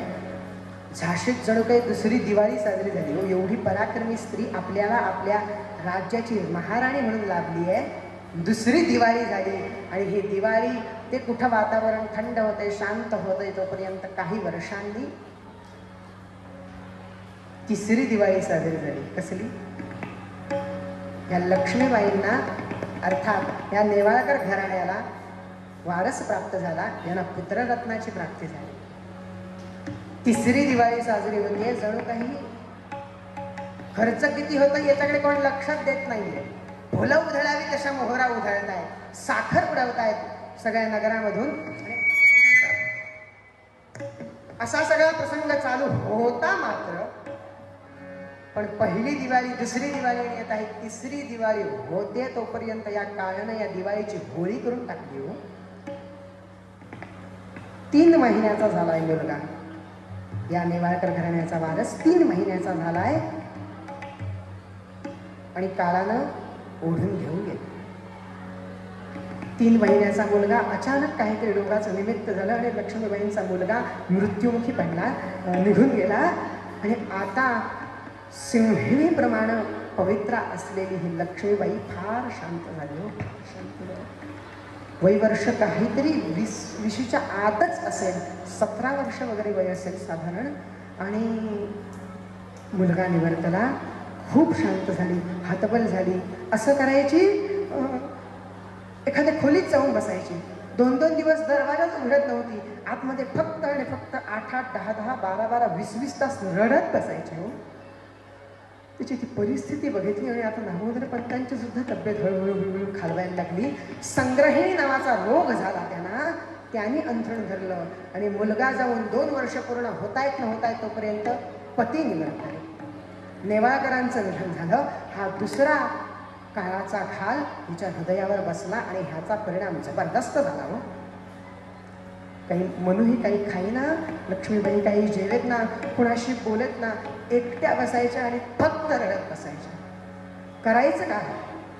मुलगा गेला, ज्यांचा आधार होता ते पती गेले, आता करायचं काय असा मनात विचार आला. पण एक दिवस विचारचक्र जरा वेगळं फिरलं आणि मनात विचार केला, नाही मनाकरणी काय, तू काय म्हणून नेवाळकरांशी विवाह केलेलास? त्यांच्याकडे तोफखाना जास्त आहे, दारुगोळा जास्त आहे, सैन्यबल जास्त आहे. याच्या जोरावर मी इंग्रजांविरुद्ध बंड पुकारेन आणि इंग्रजांवर आपलं अधिशासन प्रस्थापित करेन. कुठे गेला तुझा निर्धार? अशी जर समजा गरीब गायीप्रमाणे रडत बसलीस तर ते लांडगे इंग्रज येऊन कधी तुझी भारत माता गिळंकृत करून जातील तुला सांगता सुद्धा येणार नाही ग, समजणार सुद्धा नाही. तू स्वतःच्या या दुःखासाठी रडतेस, तिथे भारत मातेचे रोज एक लचके तोडले जात आहेत, एक राज्य इंग्रजांच्या अधिपत्याखाली येत आहे. त्या भारत मातेला किती दुःख होत असेल. म्हणू तुझ्या या दुःखापुढे भारत मातेचं दुःख मोठं आहे, तुझं दुःख क्षुल्लक आहे. त्याच्यामुळे उठ, घे हाती तलवार आणि हो लढायला तयार. स्वतःलाच धीर दिला आणि ही मणिकर्णिका आता उठून उभी राहिली, जी लक्ष्मीबाई झाली होती. आणि आता वेशच पालटला. कमरेला तलवार, मस्तकावर जिरेटोप धारण केलाय, अंगात चिलखत घातलंय, त्याला लटकणाऱ्या ज्या साडी युद्धी पोशाख केलाय, पायतानं युद्धाची घातली आहे, बिचवे किंवा आणखी काहीतरी रक्षणासाठी असलेले ती सर्व शस्त्रास्त्र आपल्या चिलखतामध्ये व्यवस्थित ही करून ठेवली आहेत, घालून ढाळून ठेवली आहेत. आणि आता या मणिकर्णिकेनं इंग्रज सरकारला पत्र लिहिले. कशाबद्दल? नेवाळकर घराण्याला दत्तक विधान प्राप्त मंजूर होण्याबद्दल. कारण तेव्हा असं होत होतं, ज्या घराण्याचा वारस नाही ते घराणं इंग्रजांचं. जर समजा नेवाळकर घराण्याला वारस प्राप्त झाला तर इंग्रजांच्या घशात झाशी जाणार नाही, निश्चित झालं. आणि या म्हणून एक असा निर्णय घेतला, नेवाळकर घराण्यातलाच एक मुलगा दत्तक घ्यायचा. मुलगा सुद्धा ठरला, दामोदर नाव त्याचं. इंग्रज सरकारला पत्र गेलं. आज दरबार भरला. दरबारामध्ये नीरव शांतता आहे. नीरव म्हणजे टाचणी जरी खाली पडली तरी आवाज ऐकायला येईल, पिन ड्रॉप सायलेन्स. कारण इंग्रज सरकारकडनं हिच्या अर्जाचं उत्तर आलं होतं. काय उत्तर असेल असं बघता बघता बघता बघता रामचंद्ररावांकडे ते पत्र केलं. रामचंद्ररावांनी तो आलेला मेजर त्याला बसायला स्थान दिलं. ते पत्र बघितलं, लखोटा उघडला आणि हात थरथर थरथर थरथर थरथर कापतायत. सगळ्या माणसांच्या नजरा त्या लखोट्याकडे लागून राहिल्या आहेत. आणि असा उघडलेला लखोटा. आणि आता रामचंद्ररावांनी पत्र वाचायला सुरुवात केलं आणि रामचंद्रराव ओरडले, राणी राणी दत्तक विधान नामंजूर झालंय. नामंजूर झालं म्हणजे याचा अर्थ झाशी संस्थान सध्या खालसा होणार. खालसा होणार हा शब्द ऐकला आणि कमरेची समशेर उपसली. चिकाच्या पडद्याच्या पलीकडे असलेली ही झाशीची राणी अर्थात लक्ष्मीबाई तो पडदा एका घावात टरकन फाडून टाकला आणि सिंहासनावरून त्या मेजरच्या समोरची उडी घेतली आणि आपल्या समशेरीचं टोक त्याच्या गळ्याकडे ठेवलं आणि सांगितलं, जब तक दम है तब तक लढूंगी, मैं मेरी झाशी नहीं दूंगी. मेजरचे पाय लट लट लट लट लट लट लट लट काबायला लागले. त्या दुर्गेचं स्वरूप बघितलं आणि तो मेजर त्याच ठिकाणी बेशुद्ध होऊन पडला. हो बस आता उरलेलं काय? ठिणगी झालेली होती. इंग्रज सरकारला त्याचा ज्वालामुखी करायला वेळ लागला नाही. काही दिवसानंतरच इंग्रज सरकारनं हिच्या विरुद्ध युद्ध पुकारलं. झाशीच्या राणीला, झाशीच्या किल्ल्याला 60,000 सैन्यांसह वेढा देण्यात आला. 60,000 सैन्यांसह वेढा दिला आणि तो वेढा आता राणी तयारच होती. दरम्यानच्या काळात इंग्रज सरकारचा वेढा पडायच्या आधी 1 नव्हे 2 नव्हे 3 नव्हे तब्बल 2000 स्त्रियांची पलटण हिने शस्त्रास्त्र विद्येमध्ये प्रवीण करून तयार केली. प्रत्येक स्त्रीच्या हातामध्ये एक एक भाला, कमरेला एक एक समशेर, पाठीला एक एक ढाल, डोक्यावर जिरेटोप आणि अंगात चिलखत. 1 नव्हे 2 नव्हे बरं का, 2000 स्त्रियांची पलटण उभी करून ठेवली. आणि या 2000 स्त्रिया आणि आपल्या गडावरचं मोजकं सैन्य याच्याबरोबर अनेक वर्ष हा झाशीचा, अनेक दिवस हा झाशीचा किल्ला ही राणी लढवतीये लढवतीये लढवतीये. रोज एक एक एक एक एक एक सैन्य मृत्युमुखी पडतोय. इंग्रजांचं तंत्रज्ञान प्रगत. एक गोळी घातली का समोरचा मृत्युमुखी पडला. आणि ही तलवारी, भाले, ढाली, दाणपट्टे घेऊन लढणारी माणसं टिकावं लागे ना. त्यांच्याकडचा तोफखाना बघितला आणि आपल्याकडचा तोफखाना बघितला, काहीच निभावच नाही, प्रमाणच नाही काय त्याला. पण तरी सुद्धा निष्ठावंत सैनिक तेव्हा होते म्हणून झाशीचा किल्ला लढला. कसे होते? ह्याच्या तोफखान्यावर घनगर्ज नावाची हिची तोफ आणि त्या तोफेवर असलेला तो अधिकारी मुस्लिम होता. मोहम्मद फैज खान त्याचं नाव. तो असलेला त्या मुस्लिम अधिकाऱ्यानं दुर्बिणीतून बघितलं, राणी युद्ध करते. पलीकडच्या टेकडीवर इंग्रजांच्या तोफा आहेत, किल्ल्याच्या दिशेनं आहेतच, पण एक तोफ राणीच्या दिशेनं. आणि त्या समोरच्या अधिकाऱ्याची हालचाल बघितली आणि सांगितलं, राणी दूर हो जाईल. अहो तुमच्या जीवाला धोका आहे. ती तोफ तुमच्या दृष्टीनं आखरून ठेवलेली आहे. राणीनं एकदा त्याच्याकडे बघितलं आणि सांगितलं, खान साहेब आज बघू देच मला तुमच्या आणि माझ्या घनगर्ज तोफेचा पराक्रम. असं म्हटलं. वय वर्ष 50च्या पुढे गेलं होतं या अधिकाऱ्याचं, पण तरी सुद्धा सगळ्या सैनिकांना मागे केलं. तोफ पुढे ढकलली, आपण स्वतः पुढे गेला. त्या तोफेच्या मागे एक हौद असतो. तोफेच्या मागे एक हौद असतो, जेणेकरून त्या वातीला काडी लावली का त्या अधिकाऱ्यानं त्या हौदात उडी मारायची असते. म्हणजे तिचा मागून येणारा जो ज्वाला असतो ना त्याचा त्रास होत नाही. या हौदाच्या काही फूट पलीकडे ही तोफ या खानानं नेली आणि त्याच्यानंतर तोफेमध्ये दारुगोळा भरला, वात लावली. बघितलं दुर्बिणीतून परत एकदा, समोरच्या माणसानं सुद्धा वाट लावली. बस यानं काय केलं, अर्धी वात कापली. त्याच्या आधी माझा गोळा पडला पाहिजे. आणि या गडबडीत यानं ती अर्धी वात कापली. त्या अर्ध्या वातीला काडी लावली आणि राणीसाहेबांना सांगितलं, राणीसाहेब दूर हो जाइए, आपकी घनगर्ज तोफ अपना पराक्रम सिद्ध करने के लिए तयार है. असं म्हटलं आणि समोरच्याच्या पुन्हा दुर्बिणीतून बघितलं, त्यानं सुद्धा काडी लावली आहे. त्याची वात पेटली आणि याची वात पेटली, पण याची अर्धी असल्यामुळे त्याचा आधीच स्फोट झाला आणि धाडकन ती तोफ जी जाऊन त्या तोफेला भिडली. त्याचा गोळा तोफेतून बाहेर पडायच्या आत इंग्रजांचा संपूर्ण तोफखाना असता व्यस्त पडला. पण या प्रसंगात झालं असं, या तोफेचा मागचा जो मूळ आला तो या मोहम्मद फैज खानावर आला हो. आणि हा साधारणपणे 30-35 फूट लांब जाऊन उडला. अंगाच्या चिथड्या फाटलेलं कापड ज्याप्रमाणे असतं त्याप्रमाणे शरीराची चाळण झाली. राणीनं त्याचं शरीर ते आपल्या मस्तक मांडीवर घेतलं, त्याचे डोळे मिटले आणि आकाशाकडे बघते, भगवंता किती दिवस हे दुःख सहन करावं लागणार आहे, कोणीतरी माझ्या मदतीला पाठव असं म्हणतेय. तोपर्यंत उत्तरेकडे नजर गेली. उत्तरेकडून भगवा तिरंगा, भगवा झेंडा येताना दिसला आणि मनात जरा हायसं वाटलं. तात्या आले, नाही नाना आले, कोणीतरी आले. माझ्या झाशीहून, माझ्या काशीहून कोणीतरी झाशीला मदत करायला आले. मनात आनंद झाला आणि वास्तविक असं ठरलेलं की नानासाहेबांनी बाहेरून आणि लक्ष्मीबाईंनी आतून हल्ला करायचा आणि इंग्रज सरकारला मधल्यामध्ये अडवायचं. पण गंमत थोडीशी झाली. इंग्रज सरकारने जरा बुद्धीचा वापर केला आणि इंग्रज सरकार पळून गेले असा खोटा संदेश किल्ल्यामध्ये पाठवला. ठाकूर नावाचा यांचाच सरदार त्याला फितूर केलं. संदेश बातमी किल्ल्यामध्ये पसरली. राणीने जरा हायसं घेतलं, तिकडून टोप्याने जरासं हायसं घेतलं. दोघंही जरा जरा मागे फिरले. परिणाम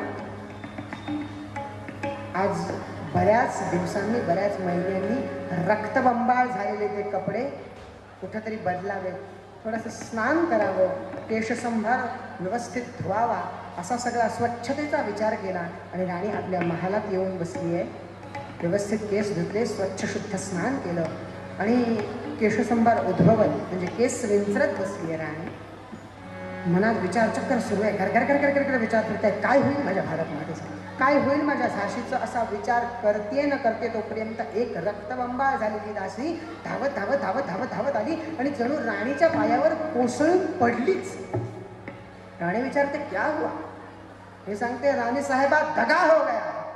दगा? कसला दगा? अहो, आपल्याच सैन्यातल्या ठाकूर सरदारानं इंग्रजांशी फितोरी केली. इंग्रज सरकार गेला नाही, इंग्रज सरकार लपून बसलाय आणि मध्यरात्रीच्या सुमाराला मागचा दरवाजा उघडून त्यांना दिला आणि मघाशी ज्याप्रमाणे म्हटलं ना, एखाद्या गुळाच्या ढेपीला मुंगळे चिकटतात बघा, मुंगळ्या चिकटतात, त्याप्रमाणे 1, 2, 3, 4, 60 हजारांची इंग्रज सरकारची फौज झाशीच्या किल्ल्याला चिकटायला सुरुवात झाली. हो, एक एक एक एक एक एक एक एक महाल, एक एक एक एक एक एक प्रदेश आपल्या हातात हस्तकाबीज करताय आणि त्यावेळेला अक्षरशः बीजन कत्तल चालू केली इंग्रजांनी. म्हणजे काय? समोर माणूस दिसला का गोळी घालायची. वयवर्ष 5च्या आतले आणि वयवर्ष 90च्या पुढचे सोडून मधला जो कोण दिसेल त्याच्या मस्तकात गोळी घालायची हे ठरलं आणि त्याप्रमाणे अक्षरशः बीज कत्तलखान्यामध्ये जशी कत्तल होते ना, सप सप सप सप कापले जातात, त्याप्रमाणे सप सप सप सप सप सप सप प्रत्येकाला कापायला सुरुवात केली.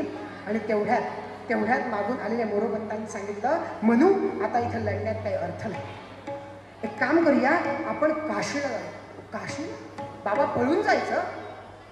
मोरोपंत म्हणाले, म्हणू इलाज नाही, काशीला जाऊ, कल्पीला जाऊ, नानासाहेबांची फौज घेऊ आणि पुन्हा इंग्रज सरकार विरुद्ध बंड पुकारू. आताच असं म्हटलं. या झाशीच्या राणीनं आपला वेश परिधान केला, कमरेला समशेर ठेवली आहे, चिलखत जिरेटोप जे काय असेल ते युद्धाचे अलंकार चढवले. मागे चित्र आहे बघा, तस्वीर आहे, सगळेजण आपण बघतो. मागे 5 वर्षाच्या त्या दामोदरला आपल्या मागच्या बाजूला घेतलं, घट्ट बांधलं एका पंचामध्ये उपरण्यामध्ये आणि आता आपल्या राजरत्न नावाच्या घोड्याकडे ही राणी आली आहे. जो घोडा शाही घोडा आहे, मोठ्या मोठ्या युद्धांमध्ये त्याचा वापर केला जातो असा असलेला तो घोडा प्रशिक्षणपूर्वक घोडा आहे बरं का. त्याच्याकडे आली, त्या राजरत्नाच्या डोक्यावरून हात फिरवला, त्याच्या शरीराला थोडंसं असं माया करतात ना त्याप्रमाणे केलं आणि त्याच्या कानात सांगते, राजरत्ना आता मी आणि माझा दामोदर या दोघांचा भार घेऊन तुला 1 नव्हे 2 नव्हे 300 मैलाचा प्रवास करायचा आहे. 300 मैल झाशी ते कल्पी. त्यामुळे राग म्हणू नको, हा आमचा भार तुझ्यावर टाकतोय असं म्हटलं आणि त्यालाच प्रार्थना करते, अरे तुझा मला आधार, रे तुझा मला आधार, ताकीते तुझ्यावर मी भार. त्याला लक्ष्मीबाई प्रार्थना करताय, तुझ्या आधारावर माझ्या या प्राणांचा आणि माझा भार तुझ्यावर टाकते, चल असं म्हटलं. तर राजरत्न घोड्यावर बसली, मान ठोकली, घोड्याला खुणा केली आणि जो घोडा भरधाव वेगानं बाहेर निघाला. इतिहासात वर्णन आहे, तटावरती टाकला घोडा, त्या तटावरून खाली उडी मारली, पण वस्तुतः ते शक्य नाहीये. दोऱ्या लावून खाली उतरले सगळेजण आणि त्या घोड्यावर बसली आणि त्या घोड्यानं अंगात असेल नसेल तितकी ताकद बाहेर काढली आणि टटटटटटट करत घोडा धावायला सुरुवात झाली. हो, तो घोडा जीवाच्या आकांतानं धावतोय धावतोय धावतोय. काही मैलाचा प्रवास झाला असेल नसेल, मध्यरात्र झाली. तत्पूर्वी मोरोपंत मागून म्हणजे वडील मागून येत होते, पण इंग्रज सरकारने एक असा निशाणा साधला आणि यांच्या उजव्या मांडीवर गोळी मारली. मोरोपंत तिथेच पडले. मोरोपंतांकडे मागे वळून बघणाऱ्या मनूला मोरोपंत सांगतायत, मी महत्वाचा नाही, आपली भारत माता महत्वाची आहे, म्हणून पुढे चल. म्हणून घोड्याला गती दिली आणि पुढे धावत धावत धावत धावत तो घोडा जातोय. तेवढ्यात मध्यरात्रीचा सुमार आणि आता मागून आवाज आला, हो आई मला भूक लागली आहे ग, किती वेळ अजून जायचं? आत्तापर्यंत देशभक्तीपायी विसरलेलं वात्सल्य आणि मातृत्व पुन्हा पुन्हा पुन्हा जागृत झालं. आई हे शब्द ऐकले आणि म्हटलं, दामू आत्ता इथे मी तुला काय खायला देऊ? दामोदर म्हणाला, आई भूक लागली आहे, किती वेळ आपण चालतो, मला सहन होत नाही, भूक पोटात दुखतंय ग माझ्या, असं म्हटलं. आणि आता लक्ष्मीबाईंच्या पुढ्यात पेच पडला. आता करायचं काय? इकडे तिकडे चौकशी केली.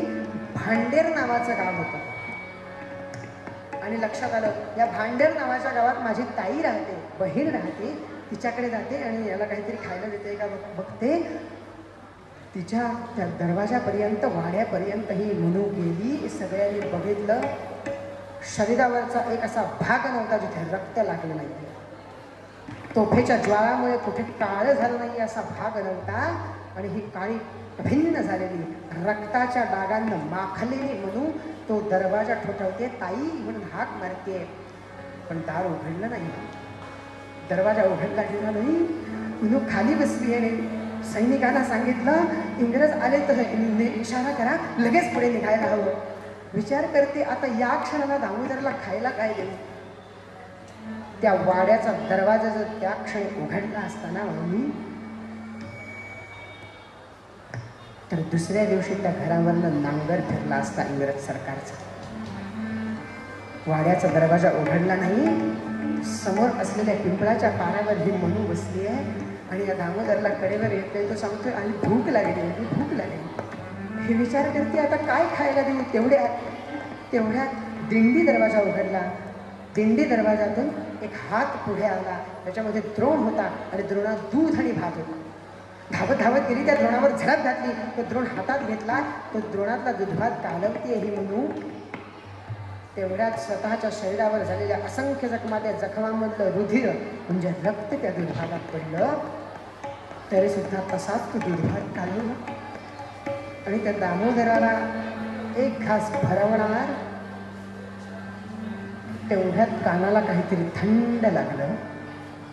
डोळे फक्त असे केले, तो मागून येणारा इंग्रज अधिकारी लॉर्ड हुकर, त्यांनी सांगितलं, राणी साहेबा हायसा. डोळ्याने फक्त बघितलं, इंग्रज सरकारचा अधिकारी दामोदरला भरवते, त्याच्याकडे लक्ष दिलं नाही. एक घास भरवला, 2 घास भरवले, 3 घास भरवले, 4 घास भरवले. त्या द्रोणातला सगळा दूध आणि भात स्वच्छ होईपर्यंत दामोदरला भरवलं. 2 डाव्या हातातून खाली ठेवला. उजव्या हाताने त्याच दामोदरचं तोंड व्यवस्थित पुसून घेतलं. हात आपल्याकडच्या कपड्याला पुसले आणि हा बेसावत असलेला मागचा इंग्रज अधिकारी असे हात पुसता पुसता पुसता पुसता बिजली ज्या प्रमाणात काढायला लागली, त्याप्रमाणे साटकन त्या इंग्रज अधिकाऱ्याच्या उलटी कानशिलात लावून दिली. तो इंग्रज अधिकारी विश्व फिरावत असं झालं आणि चक्कर येऊन भोवळ येऊन तिथे पडला. विचार करा, वय वर्ष 20, एका स्त्रीची उलट्या हाताची कानशिलात बसली आणि इंग्रज अधिकारी, हे धिप्पाड शरीर गेंड्याप्रमाणे असलेला, हत्तीप्रमाणे असलेला, तो धाडकन खाली भोवळ येऊन कोसळला. बाकीचे सैनिक आ करून फक्त बघत राहिले आणि तेवढ्या वेळात राजरत्नाच्या मांडीला हात घातला, लगाम खेचला, आपल्याकडे राजरत्नाला ओढून घेतला. दामोदरला उजव्या हातात किती क्षणाच्या निमिषार्धात झालं असेल लक्षात घ्या. सटकन त्या इंग्रज अधिकाऱ्याच्या कानशिलात वाजवली. दामोदरला उजव्या कडेवर घेतला, डाव्या हाताने लगाम ओढून घेतला, घोड्यावर मान ठोकली, घोड्याला आज्ञा केली, भरधाव वेगानं घोड्याला जायला सुरुवात केली. क्षणार्धात वाळूच्या आणि त्या मातीच्या ओठांमध्ये, त्या सगळ्या लाटांमध्ये मनू दिसायची सुद्धा नाहीशी झाली. इंग्रज अधिकारी एकामेकाच्या तोंडाकडे बघतायत, कुठं गेली कुठं. वीज ज्याप्रमाणे भिजली का म्हणतात झाशीची माणसं, याच्यासाठी विजेप्रमाणे जिचा वेग आहे अशी असलेली ही धावत धावत धावत धावत धावत धावत गेली, कल्पीपर्यंत जाऊन पोहोचली. तदनंतर नानासाहेब पेशवे आणि तात्या टोपेंचं सैन्य घेतलं. शेवटची लढाई आहे ती सांगतो आणि थांबतो. आणि आपल्या जीवनात अनेक लढाया 6-6 महिने हिनं लढली आहेत. इंग्रजांशी 5-5 महिने लढले आहेत. आणि या सगळ्या युद्धातली शेवटची लढाई याच्यानंतर भारत मातेची ही धगधगती ज्योत संपूर्ण हिंदुस्थानाचं प्रेरणास्थान, जणू काही दुसरी दुर्गाच असलेली इहलोकाची यात्रा सोडून परलोक गमनासाठी निघून गेली. प्रसंग असा झाला, शेवटचं युद्ध चाललं होतं आणि आता या युद्धात मनुकडे जबाबदारी अशी होती की तू काय करायचं. इंग्रजांकडे तोफखाना मोठा, तू इंग्रजांकडचा तोफखाना निकामी इंग्रजांकडचा तोफखाना निकामी करण्याचं काम मनुकडे होतं. म्हणून कसं केलं असेल, निकामी करायचं म्हणजे काय करायचं पद्धत सांगून ठेवतो. तोफेचं नाक असतं, नाक ज्याच्यावर ती वात पेटवली जाते त्याला नाक म्हणतात. तो जो त्याचे छिद्र असतं ना त्याच्यावर जाऊन खिळा ठोकायचा, त्याच्या रुंदी एवढा, म्हणजे ती तोफ निकामी होते. हे काम मणिकर्णिकेकडे होतं, अर्थात लक्ष्मीबाईकडे होतं. आणि या युद्धात लक्ष्मीबाईचा पराक्रम ज्यानं बघितलाय ना त्यानं खरी दुर्गा कलियुगात बघितली. काय केलं, आपल्या दातांनी घोड्याचा लगाम धरला. फक्त चित्र डोळ्यासमोर आणा, चित्र रेखाटलेलं आहे, आपल्याला सगळ्यांना बघायला मिळतं. ते आपल्या दातांनी घोड्याचा लगाम धरला. घोड्याच्या पागेला घोड्यावर जे त्याला घोड्याला एक प्रकारचं वस्त्र घातलेलं असतं बघा, एक प्रकारचे बंध बांधलेले असतात. त्याच्यातल्या एका बाजूच्या बंधामध्ये खेळ्यांची पिशवी आणि दुसऱ्या बाजूला हातोडी अडकवलेली होती. ह्याच्या दोन्ही म्यानातल्या दोन्ही शमशेरी हिच्या हातात होत्या. छातीकडे ढाल होती, एका हातात ढाल आणि एका हातात तलवार होती आणि एका हातात तलवार होती. पुन्हा एकदा सांगतो, दातात घोड्याचा लगाम धरलेला होता. घोड्याच्या एका बाजूला खेळ्यांची पिशवी होती, घोड्याच्या दुसऱ्या बाजूला हातोडी अडकवलेली होती. दोन्ही हातात समशेरी होत्या, एका हातात ढाल अधिक समशेरी होती. आणि अशा वेळेला म्हणून करायचं काय, धावत धावत धावत धावत भरगाव वेगानं जायचं. त्या तोफखान्याकडच्या अधिकाऱ्यापर्यंत पोहोचायचं. नुसतं पोहोचायचं नाही, मिक्सर असतो ना मिक्सर, त्याप्रमाणे वाटेत जाणाऱ्या येणाऱ्या प्रत्येक माणसाची मुंडकी धडावेगळी करायची आणि मग जाऊन पोहोचायचं. त्या तोफेपर्यंत पोहोचायचं. घोड्याचे 2 पाय तोफेवर आले पाहिजे. हिनं त्या तोफेवर असलेला तो अधिकारी, अधिराज्य गाजवणारा, त्याचं मस्तक छाटायचं. त्यानंतर या पिशवीतून एक खिळा काढायचा, बाजूची हातोडी काढायची, त्या नाकामध्ये तो खिळा धनकन ठोकायचा, म्हणजे ती तोफ निकामी झाली. पुन्हा एकदा ती हातोडी आणि ते खिळे व्यवस्थित ठेवायचे आणि आपल्या समशेरी पुन्हा एकदा घेऊन पुढच्या तोफेकडे जायचं. आणि हा सगळा कार्यक्रम चालू असताना लगाम तोंडात धरून ठेवायचा. काय पराक्रमाची शर्त असेल बघा. अशा या युद्धात, शेवटच्या युद्धात 1 नव्हे, 2 नव्हे, 3 नव्हे, 4 नव्हे, तब्बल 140 तोफा लक्ष्मीबाईंनी निकामी केले. फक्त विचार करा, तोंडात लगाम, 2 हातात समशेर, एका हातात अधिक ढाल, खेळ्याची पिशवी, तिथपर्यंत जायचं. घोड्याचा बरोबर पाय खेळ्यावर तोफेवर पडला पाहिजे. त्या वाटेत जाताना कत्तल करायचीच सगळ्या सैनिकांची, पण तिथं पोहोचल्यानंतर त्या अधिकाऱ्याचं मुंडकं धडापासून वेगळं करायचं. त्या अधिकाऱ्याचं मुंडकं वेगळं करून झाल्यानंतर त्या नाकामध्ये तो खिळा ठोकायचा. आणि एवढ्या सगळ्या या 140 ज्या तोफा हिनं निकामी केल्या ना, याच्यातली एकही तोफ हिनं जळू दिली नाही, एकही गोळा याच्यातून सुटला नाही. म्हणजे काय शौर्य असेल ते बघा. उगाच नाही तेव्हाच्या स्त्रिया इतक्या कर्तृत्ववान त्या. हो, आपल्या स्त्रियांची सध्याची परिस्थिती राग म्हणू नका, पण सत्य परिस्थिती सांगतो. रक्त बघितल्यानंतर आम्हाला चक्कर येते, तर आमच्या भारताची काय परिस्थिती असेल विचार करा. अशा स्त्रिया, अशा कर्तृत्ववान स्त्रिया तुमच्या आमच्या भारतामध्ये होऊन गेल्या आणि म्हणून आज तुमच्या आमच्यासारख्या सर्वसामान्य स्त्रिया शिल्लक आहेत. त्यांची कृपा आहे तुमच्या आमच्यावर. ह्या म्हणून असा काही पराक्रम केलाय म्हणून सांगतो. पण असा पराक्रम करता करता करता करता करता शेवटची घटिका, आता एवढे मोजके सैनिक संपले का इंग्रज सरकार संपलं. एवढे मोजके सैनिक संपले का आजचं इंग्रज सरकार संपलं. मग इंग्रज सरकारला आपण डोईजड व्हायला काही कमी नाही. असा प्रसंग आणि अशा प्रसंगाला काळानं घाल घातला. प्रसंग असा झाला, त्यावेळी शिंद्यांचा घोडा हिच्याकडे होता. त्यांना जिंकलेले ग्वाल्हेरचे शिंदे त्यांना जिंकलं. ते इंग्रजांचे मांडलिक होते. त्यांच्या आपल्यांबरोबरच आपल्यांसाठी लढावं लागलं. त्यांना जिंकलं. त्यांच्या पालेतला घोडा विशिष्ट प्रशिक्षक म्हणून घेतलेला हिच्याबरोबर, मनूबरोबर, लक्ष्मीबाई बरोबर. पण त्या घोड्यानं जवळ ओढा बघितला, सोंडरेखन नावाचा ओढा बघितला.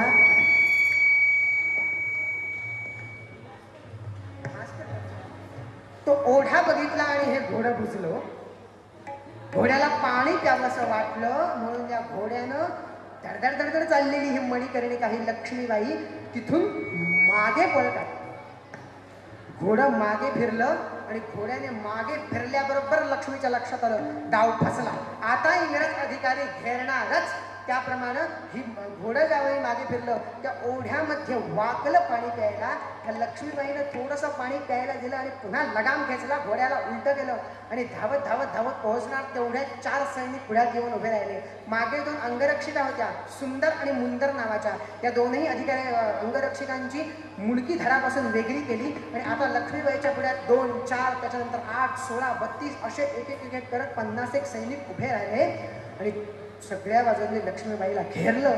आणि आता सगळ्यांशी परिस्थिती तीच आहे, दोन्ही हातात संशय, एका हातात ढाल. या सगळ्यांशी 50 ते 60 जणांशी एकटी ही स्त्री लढते आणि लढता लढता लढता लढता समोरच्यावर तलवारीचा संशयेचा वार करायचा म्हणून हात वर केला मात्र. आणि तेवढी जागा काळाला मिळाली. मागून एक सैनिक आला आणि किरात नावाचं एक शस्त्र असतं, टोके. लक्ष्मीबाईच्या उजव्या बगलेत ते किरात नावाचं शस्त्र घुसवलं.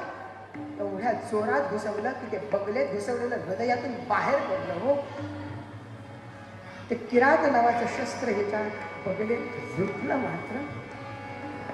आणि फक्त एवढाच आवाज झाला आणि मघापर्यंत बिजलीप्रमाणे कडाडणारी आमची भारतवर्षाची सुकन्या वीरांगना लक्ष्मीबाई घर घर घर घर पंखा फिरत असताना मध्येच विजेचा प्रवाह खंडित व्हावा आणि ज्याप्रमाणे पंखा थांबावा ना, त्याप्रमाणे स्तब्ध झाले.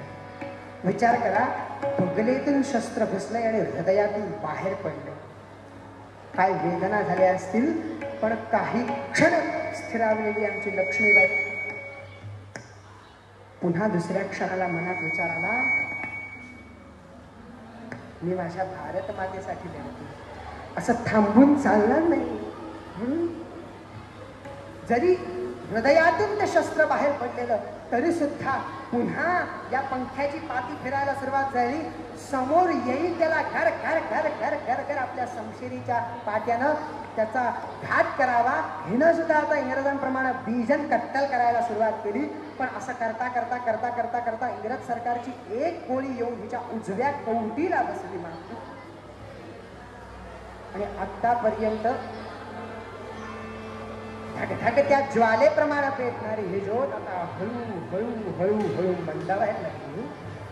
उजव्या कवटीला येऊन ती गोळी बसली. परिणाम असा झाला, उजवा डोळा या खोबडीतून बाहेर आला.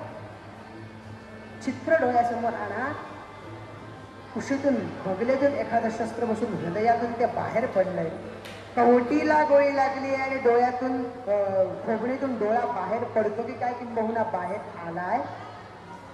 आणि या अवस्थेत सुद्धा हिच्या रगारगामध्ये ह्या देशभक्तीचं सळसळणारं रक्त अजूनही जागृत आहे, अजूनही लढण्याचा प्रयत्न करते. पण आता नाही हो, किती किती किती सहन करू. शेवटी लढता लढताच त्या घोड्यावरनं धाडकन ही लक्ष्मीबाई कोसळणार. तेवढ्यात 2 सैनिकांनी यांना धरलं. जवळच असलेल्या एका सद्गृहस्थांच्या आश्रमामध्ये झोपडीमध्ये आणलं आणि तिला खाली झोपवलंय. आणि सगळे जण बाजूने उभे राहिले. तिचा तो पराक्रम बघून पुढे लढायचं सोडून हा मेजर फॉल घाबरून निघून गेला. हो, 5000 सैनिकांना घेऊन आलो होतो. त्याचं स्वतःचं वाक्य आहे बरं का इंग्रज अधिकाऱ्याचं. जाताना 5000 सैनिकांना घेऊन आलो होतो.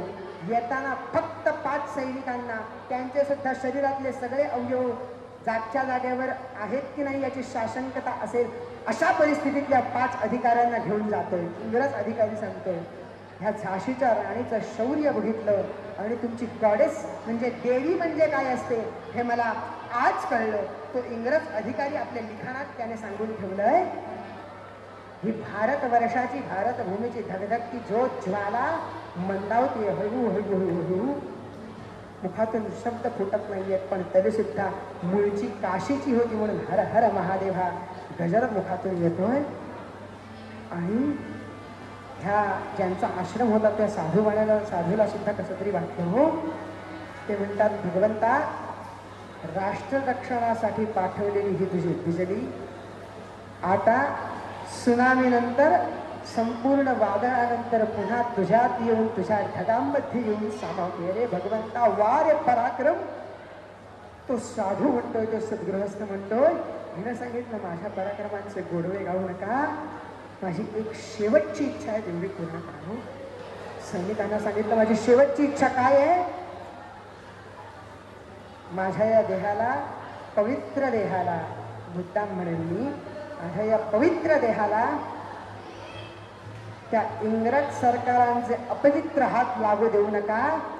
इथे या ठिकाणी माझी चिता करा आणि या ठिकाणी मला दहन द्या पण त्या इंग्रज सरकारचे हात माझ्या या देहाला लागू देत नको एवढी विनंती करते असं म्हटलं. तेवढ्यात धावत धावत धावत धावत तो 5 वर्षाचा दामोदर आला हो. आईला घट्ट मिठी मारली आणि म्हणतो आई तू कुठे चाललीस. लक्ष्मीबाई म्हणते बाळा जिथून आले होते ना तिथेच जाते पण मी जरी जाते तरी सुद्धा जाता जाता तुला एक काम देऊन जाते. तू माझा शहाणा बाळा असणार आहे. मग एक काम कर मी तुझी एकट्याची आई आहे पण आपल्या सगळ्यांची आई असलेली ही भारत माता जिच्या स्वातंत्र्यासाठी आपण सगळेजण झटतो जास्तीत जास्त प्रयत्न करून तिला स्वातंत्र्य मिळवून द्या असं म्हटलं. त्या मुलाचे हात हातात घेतले आपल्या हृदयाशी एकदा त्याला कवटाळलं आणि ज्याप्रमाणे छोट्याशा झुळक्यानं एखादी पंटी मालवावी ना त्याप्रमाणे या लक्ष्मीबाईंची प्राणज्योत आसमंतात मावळून गेली. त्या ठिकाणी समाधी बांधण्यात आली आणि जाता जाता प्रत्येक जण म्हणतोय इस मिट्टी से तिलक करो ये धरती है बलिदान.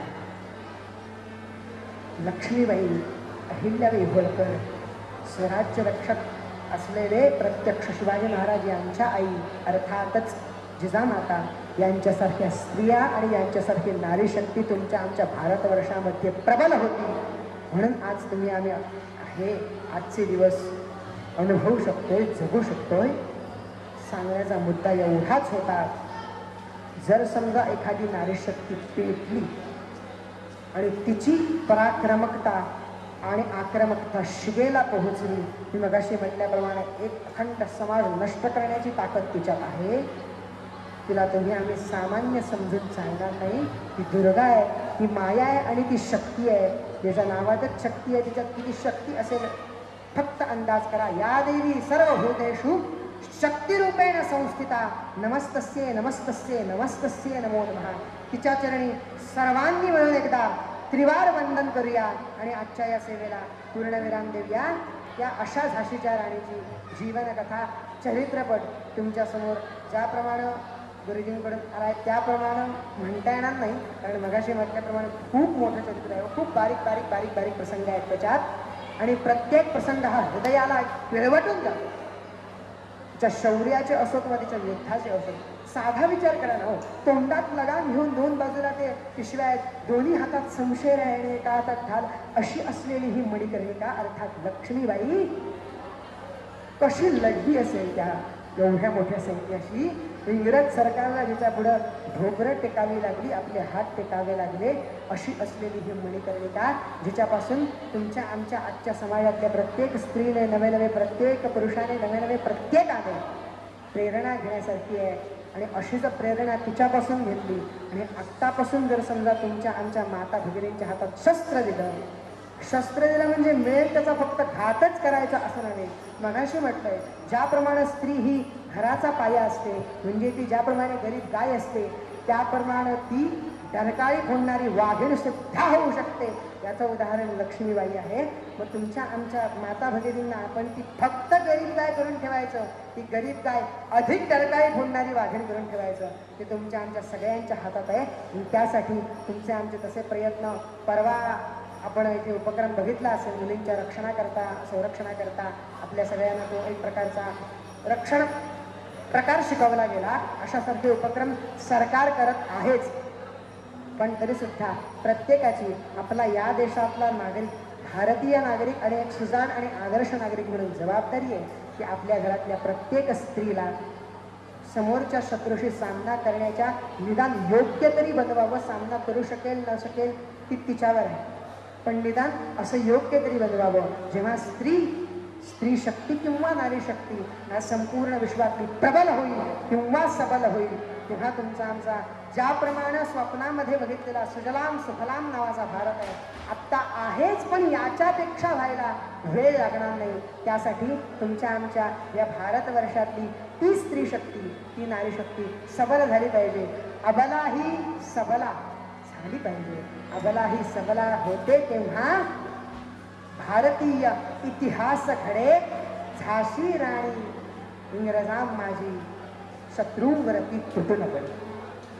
कवीने ज्याप्रमाणे पहिल्यांदा वर्णन केलंय, अबला सबला झाली तर तुमचा आमचा भारतवर्ष जगामध्ये अजिंक्य होऊन जाईल. त्यासाठी फक्त हे 10 दिवस न करता आपला तुमचं आमचं आचरण असं असलं पाहिजे की वर्षाचे 12 दिवस नवे नवे माझ्या आयुष्यातला प्रत्येक क्षण प्रत्येक दिवस माझं प्रत्येक स्त्रीकडे बघण्याचा दृष्टिकोन हा दुर्गा म्हणून असेल, किंबहुना आदरात्मक असेल. आणि असा दृष्टिकोन तुमचा आमचा जर कायम राहिला तर बदलापूर पश्चिम बंगालसारख्या बातम्या तुम्हाला आम्हाला कधीच यापुढे ऐकायला येणार नाही. असा व्यभिचार याच्यानंतर पुन्हा कधीच होणार नाही. पण त्यासाठी तुमची आमची भावना अशी असली पाहिजे की ती दुर्गा आहे आणि तिने जे ठरवलं तर ती काहीही करू शकते.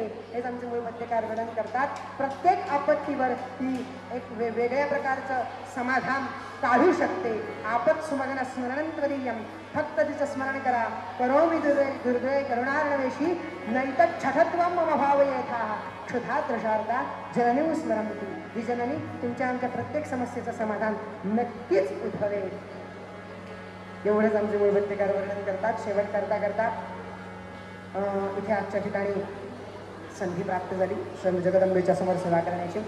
त्याबद्दल सगळे आपलेच आहे, औपचारिकता मानत नाही, पण तरीसुद्धा सर्वांचे आभार मानतो. इथे काय असेल तास दीड तासभर थोडासा वेळेत माझ्याकडनं उशीर झाला आहे, माझा दोष आहे, तो मान्य करतो. पण आपण सर्वजणांनी बसून इथे ऐकलात, आनंद घेतला, त्याबद्दल तुम्हा सर्वांचे आभार मानतो.